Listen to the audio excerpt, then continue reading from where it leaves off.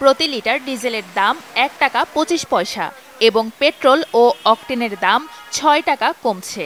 ৩১ August জ্বালানি তেলের এই নতুন দাম নির্ধারণ করে প্রজ্ঞাপন জারি করেছে বিদ্যুৎ, জ্বালানি ও খনিজ সম্পদ মন্ত্রণালয়। কার্যকর হবে ১ সেপ্টেম্বর থেকে।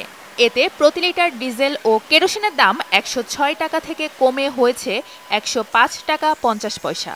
পেট্রোলের নতুন দাম প্রতি লিটার ১২৭ টাকা থেকে কমে হয়েছে ১২১ টাকা ও অকটেনের দাম ১৩১ টাকা থেকে কমে হয়েছে ১২৫ টাকা।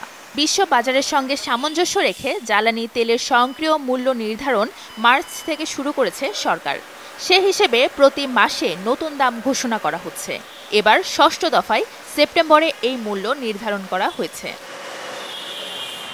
জ্বালানি তেলের স্বয়ংক্রিয় মূল্য নির্ধারণের সূত্র নির্ধারণ করে নির্দেশিকা প্রকাশ করা হয়েছে গত ২৯ ফেব্রুয়ারি।